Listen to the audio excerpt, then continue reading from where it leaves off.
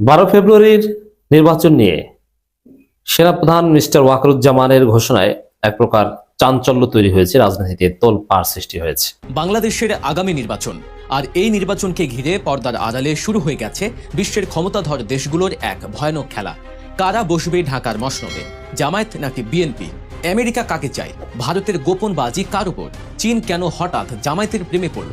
আর পাকিস্তানি বা কেন deputy prime মিনিস্টারকে গোপনে ঢাকায় পাঠালো? শুনলে অবাক হবেন। দর্শক, ব্রেকিং নিউজ। সেনাপ্রধানের যে ঘোষণায় রাজনীতি তোলপাড়, আর বিএনপি জামায়াতকে নিয়ে ইন্টারন্যাশনাল খেলা শুরু। দর্শক, বিষয়টি বিস্তারিত জানতে না টেনে দেখুন সম্পূর্ণ ভিডিওটি। সেনাপ্রধানের ঘোষণা নানান প্রশ্নের উদ্বেগ রয়েছে।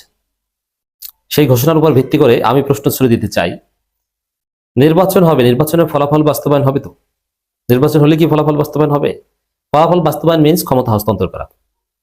তো দর্শক, সেনাপ্রধান জনাব ওয়াকারুজ্জামান তিন বাহিনী থেকে শুরু করে অন্যান্য আইন শৃঙ্খলা রক্ষাকারী বাহিনী সবার সাথে মিটিং করে বলেছেন নির্বাচন না হওয়ার কোনো সুযোগ নেই। যেহেতু সেনাবাহিনী চায়, বিমান বাহিনী, নৌবাহিনী সবাই চায়, পুরো জাতি চায়, অতএব নির্বাচন হবে। তো এটার একটা তাৎপর্য হচ্ছে, এটা ব্যাখ্যা হচ্ছে যে নির্বাচন হবে কিনা 12 ফেব্রুয়ারি, নির্বাচনের বাকি আছে আর অল্প কয়েকদিন, 7-8 দিন। তারপরও নানান সন্দেহ সংশয় ছিল নির্বাচন হবে কিনা। নির্বাচন 12 ফেব্রুয়ারি হবে এটা নিয়ে নিশ্চয়তা ছিল না। এখন এই কারণে অনেকেই বিশ্বাস করতো না। এই কারণে সেনাপ্রধান এখন বিশ্বাস করাচ্ছেন যে নির্বাচন হবেই, নির্বাচন হবেই। এটা তো তফসিল ঘোষণার পরেই নিশ্চিত হওয়ার কথা। এর মানে behind the scene something was happening, যেটা আমরা জানতাম না। নির্বাচনে অনিশ্চয়তা ছিল। এখন কি অনিশ্চয়তা কেটে গেছে? দেখেন, নির্বাচন 12 ফেব্রুয়ারি হয়তো হবে, কিন্তু নির্বাচনে যদি কারচুপি হয় তাহলে সংসদ নির্বাচনের ফলাফল বাস্তবায়ন হবে না, ওটা বাতিল হবে, কোর্টের মাধ্যমে হোক আর যেভাবে হোক। তাতে এমনকি কেউ কোর্টে গেলে সেখানেও রায় আসতে পারে যে না, ইউনূস সরকার ক্ষমতা চালিয়ে যাক, কিন্তু গণভোটটা বাস্তবায়ন হবে, এটা নিশ্চিত থাকেন। 12 ফেব্রুয়ারি নির্বাচন হয়ে গেলে কারচুপি হলে জাতীয় নির্বাচন বাতিল হবে। আর গণভোট নিয়ে তো কারচুপির কিছু নাই, কারণ গণভোটে হা বা না, এখানে তো কেউ সিল মানে ভোট ডাকাতি করে সিল মারার চেষ্টা করবে না। এটা নায়ের পক্ষে তো এজেন্ট থাকবে না যে এজেন্টকে বের করে দিয়ে আমরা চুরি করলাম, না, এটা ফেয়ার হবে, এটা তো সহজে অনুমেয়। অতএব জাতীয় নির্বাচনের ফলাফল বাস্তবায়ন হওয়া নিয়ে এখনো শঙ্কা রয়েছে, কিন্তু গণভোটের ফলাফল বাস্তবায়ন নিয়ে শঙ্কা নেই। এর মধ্যে আমরা দেখতে পাচ্ছি যে ভোটের মাত্র 3 দিন আগে যুক্তরাষ্ট্রের সাথে একটা চুক্তি করতে যাচ্ছে ইউনূস সরকার। এটা নানান সন্দেহের উদ্বেগ করেছে যে ভোটের 3 দিন আগে চুক্তি কেন? এটা তো বিরল, কারণ ভোটের 3 দিন আগে এরকম চুক্তি পৃথিবীতে কোনো এক্সাম্পল নাই। কারণ 3-4 দিন পরে আরেকটা সরকার আসবেন, যাওয়ার আগে এটা করে দিয়ে যাবেন কেন? এর মানে কি যে আসলে সংসদ নির্বাচনের মাধ্যমে ক্ষমতা হস্তান্তর নাও হতে পারে, ইউনূসকেই ক্ষমতায় থাকতে হতে পারে। এবং আমি এটা আগেই বলেছি, যদি বিএনপি কারচুপি করে, কারচুপি নির্বাচনের ফলাফল বাস্তবায়ন হতে দেওয়া হবে না, জনগণ দিবে না, আন্দোলন করবে। আর যদি সুষ্ঠু হয় তাহলে তো কোনো কথা নেই। আর কারচুপির যদি হয়, ফলাফল যদি বাতিল করতে হয় বা স্থগিত করতে হয়, বাতিল বা স্থগিত দুইটি হতে পারে, তাহলে কিভাবে দেশ চালাতে হবে এর প্রস্তুতি পরিপূর্ণভাবে ডক্টর ইউনূস সরকারের আছে। এবং কারা যাবে, কারা যাবে না, কারা থেকে যাবে, নতুন কারা আসবে, এই প্রস্তুতিও ডক্টর ইউনূস সরকারের আছে। অতএব ইউনূস সরকারকে এত কাঁচা মনে করবেন না। অবশ্য আওয়ামী লীগ এখানে আশা বসে আছে যে নির্বাচনটা বানচাল হোক। কারণ কি, নির্বাচনটা বানচাল হলেই 1-11 ঘটে যাবে, আওয়ামী লীগ ফিরে আসবে। তারা ভেবেছিল এটা না, নির্বাচন বানচাল হলেও গণভোট বানচাল হবে না, আর গণভোট হতে পারা মানে আওয়ামী লীগ শেষ। আর জাতীয় নির্বাচন স্থগিত বা বানচাল হলে স্থানীয় সরকার নির্বাচন শুরু হবে, দেশ নির্বাচন মুখেই থাকবে। এই সেনাপ্রধান যে নির্বাচন না হওয়ার কোনো সুযোগ নেই, এর মানে নির্বাচন না হওয়ার কোনো সুযোগ ছিল, এখন তিনি কনফার্ম করছেন সুযোগ নাই। তা আমরা যেটা বলছি যে না, পর্দার অন্তরালে আরো অনেক খেলা চলছে যেটা আমরা সাদা চোখে দেখি না, তার একটা আলামত সেনাপ্রধানের বক্তব্য থেকে আপনারা দেখছেন। নইলে এই প্রশ্ন তো অ্যাড্রেসই করার কথা না।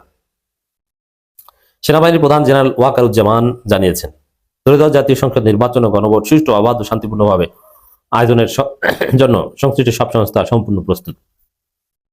কি প্রস্তুত তা তো আমরা দেখি, যে বিএনপি বলে যে ছাত্রদের যুক্ত করা যাবে না, তারা বিএনসিসি বাতিল করে দেয়। সারা বাংলাদেশে কোথাও বিএনপি সন্ত্রাসীদের বিরুদ্ধে থানা ব্যবস্থা নেয় না, যৌথ বাহিনী 2-1 জায়গায় অস্ত্র সহ বিএনপিকে ধরে। কিন্তু বিএনপি যে সন্ত্রাসের পরিকল্পনা করছে, কেন্দ্র দখলের জন্য তারা কমিটি গঠন পর্যন্ত করেছে, এর বিরুদ্ধে কোনো ব্যবস্থা নেই।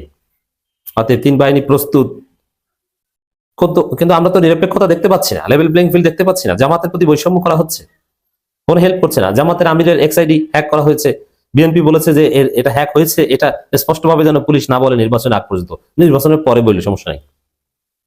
কারণ এটা পুলিশ বললে তো বিএনপি তারেক জিয়া ধরা খেয়ে যায়। কারণ পুলিশ যদি বলে, তদন্ত করে, ডিবি যদি বলে যে আমিরে জামাতের এক্সআইডি হ্যাক হয়েছিল, তাহলে তারেক একটা কঠিন ধরা খায়। কি ধরা? তারেক বলেছে হ্যাক হয়নি, এখন ডিবি বলেছে হ্যাক হয়েছে, তাহলে তারেক একটা নাকানি চুবানি খায়।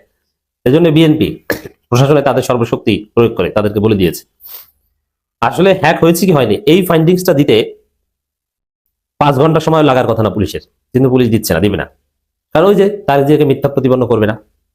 কিন্তু ঠিকই দেখবেন যে নির্বাচনের পর এই পুলিশই বলবে যে হ্যাঁ হ্যাক হয়েছিল, আর তখন তো এটার প্রাসঙ্গিকতা থাকে না, এটার প্রাসঙ্গিকতা নির্বাচন আগ পর্যন্ত।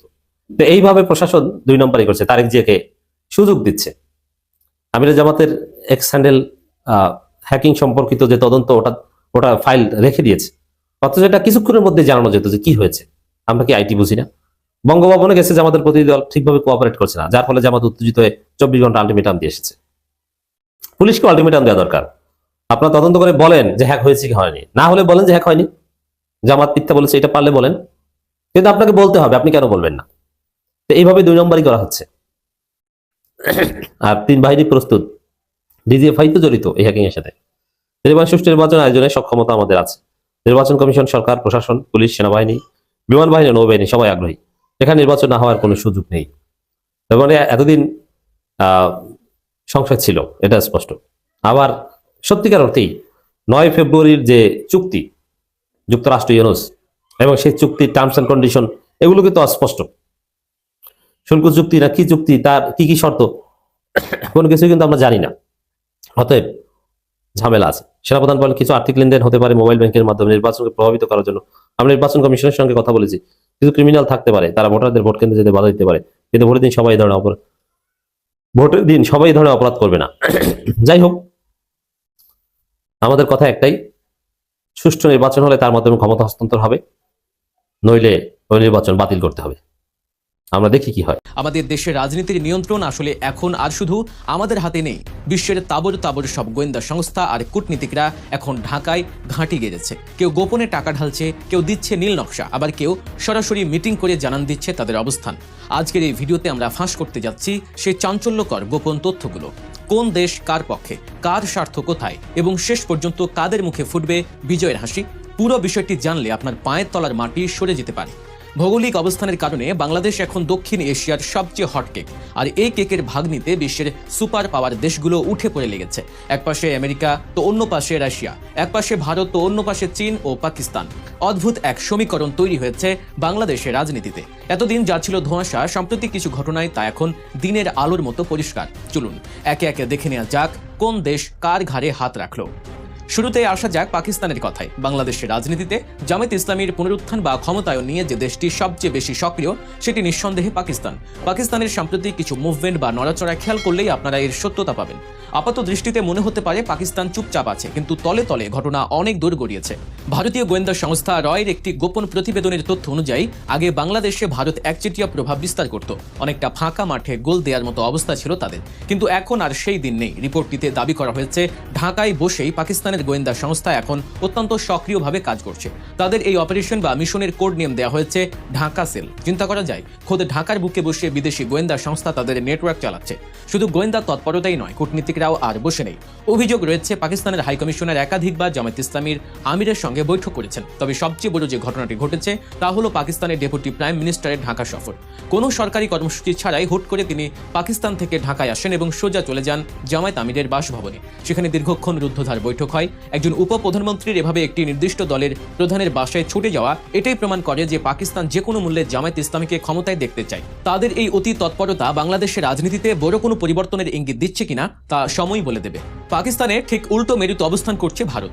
বাংলাদেশের রাজনীতিতে ভারতের পছন্দ সবসময় স্পষ্ট ছিল, কিন্তু আওয়ামী লীগ সরকার পতনের পর ভারত তাদের কৌশল পরিবর্তন করতে বাধ্য হয়েছে। আমাদের প্রতিবেশী দেশটি এখন তাদের বাজি ধরেছে বিএনপির ওপর। কিন্তু কেন?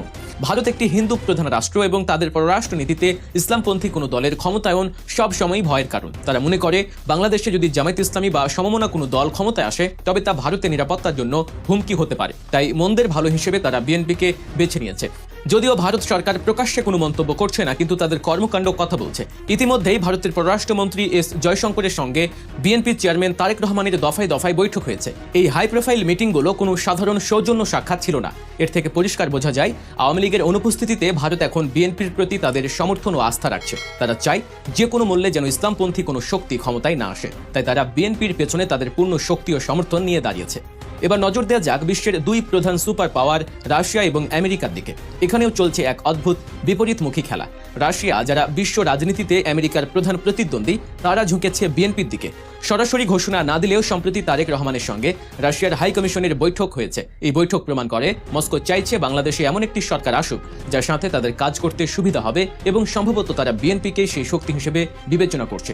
অন্যদিকে আমেরিকার ভূমিকাটি সবচেয়ে রহস্যজনক এবং চমকপ্রদ। আমেরিকা মুখে গণতন্ত্র ও মানবাধিকারের কথা বললেও তাদের সাম্প্রতিক কর্মকাণ্ড ইঙ্গিত দিচ্ছে ভিন্ন কিছুর। রাশিয়া যেমন বিএনপিকে মৌন সমর্থন দিচ্ছে, ঠিক তেমনি আমেরিকা তাদের কর্মকাণ্ডের মাধ্যমে জামায়াত ইসলামীকে এক প্রকার গ্রিন সিগন্যাল দিয়ে রেখেছে। আপনারা হয়তো লক্ষ্য করেছেন ইউরোপীয় ইউনিয়নের প্রায় সব দেশের হাই কমিশনার সম্প্রতি বাংলাদেশে জামায়াত ইসলামীর আমিরের সঙ্গে বৈঠক করেছেন। বাংলাদেশে এত রাজনৈতিক দল থাকতে সবাই কেন হুমড়ি খেয়ে জামায়াতের সঙ্গে বৈঠক করছে? আন্তর্জাতিক রাজনীতি বিশ্লেষকরা বলছেন, আমেরিকার ইশারা ছাড়া পশ্চিমা বিশ্বের কূটনীতিকরা কখনোই জামায়াত ইসলামীর মতো একটি দলের সঙ্গে এভাবে প্রকাশ্যে ও ঘন ঘন বৈঠক করত না। শুধু তাই নয়, জামায়াতের আমির ডাক্তার শফিকুর রহমান সম্প্রতি দফায় দফায় যুক্তরাষ্ট্র সফর করেছেন।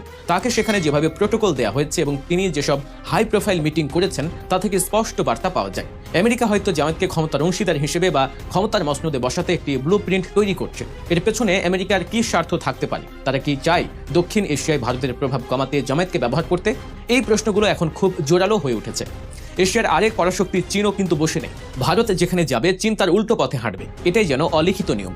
ভারত যেহেতু বিএনপির দিকে ঝুঁকেছে এবং আওয়ামী লীগের সাথে তাদের অতীত সখ্যতা ছিল, তাই চীন নতুন করে তাদের মিত্র খুঁজে নিয়েছে জামায়াত ইসলামীর মধ্যে। চীন খুব ভালো করেই জানে ভারতের সঙ্গে তাদের সম্পর্ক সাঁপে নেউলে, তাই বাংলাদেশে এমন কাউকে ক্ষমতায় দরকার যারা ভারতের অন্ধভক্ত হবে না। এই সমীকরণে চীন মনে করছে জামায়াত ইসলামী তাদের জন্য সবচেয়ে উপযুক্ত স্ট্র্যাটেজিক পার্টনার হতে পারে।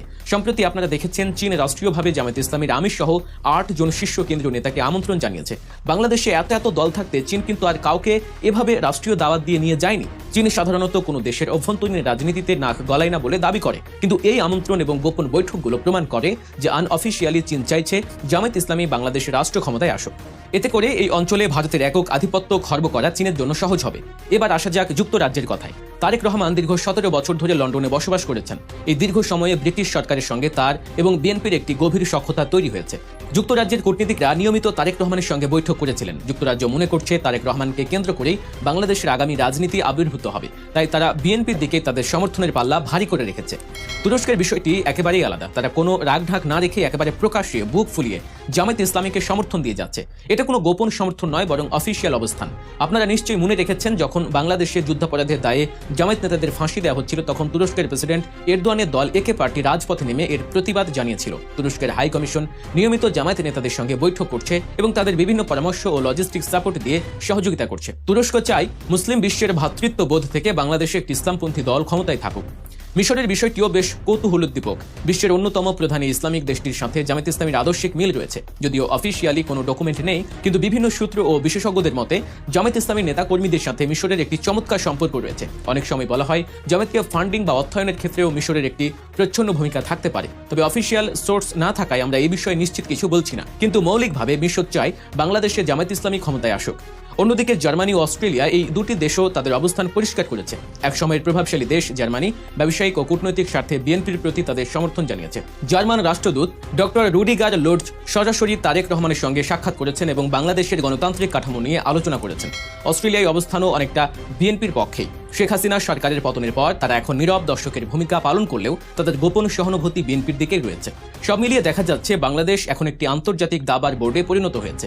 একদিকে পাকিস্তান, চীন, তুরস্ক, আমেরিকা আমেরিকা এবং মিশর যারা প্রত্যক্ষ বা পরোক্ষভাবে জামায়াত ইসলামীর দিকে ঝুঁকছে, অন্যদিকে ভারত, রাশিয়া, যুক্তরাজ্য, জার্মানি এবং অস্ট্রেলিয়া যারা মনে করছে বিএনপি তাদের স্বার্থ রক্ষার জন্য উপযুক্ত। এই পরাশক্তিগুলো কেউই কিন্তু নিঃস্বার্থভাবে বাংলাদেশকে ভালোবাসে না। এদের সবার আছে নিজস্ব এজেন্ডা। কেউ চায় ব্যবসায়িক সুবিধা, কেউ চায় সামরিক ঘাঁটি, আবার কেউ চায় ভূ রাজনৈতিক আধিপত্য। আর এই স্বার্থ উদ্ধারের জন্য তারা বাংলাদেশের রাজনৈতিক দলগুলোকে দাবার গুঁটি হিসেবে ব্যবহার করে। এখন দেখার বিষয়, এই আন্তর্জাতিক শক্তির লড়াইয়ে শেষ পর্যন্ত কে জিতে? বাংলাদেশের জনগণ কি এই বিদেশি শক্তির ইশারায় ভোট দেবে, নাকি নিজেদের সিদ্ধান্তে অটল থাকবে? দর্শক, এই ভিডিওতে আপনাদের সাথে সম্প্রতি সময়ে ঘটে যাওয়া কিছু গুরুত্বপূর্ণ তথ্য শেয়ার করা হলো। এই সম্পর্কে আপনার গুরুত্বপূর্ণ মতামত আমাদের কমেন্ট বক্সে জানিয়ে দিতে পারেন, আর ভিডিওতে একটি লাইক দিয়ে আপনার বন্ধুদের সাথে শেয়ার করতে পারেন। এখনকার জন্য বিদায় নিচ্ছি। আল্লাহ হাফেজ।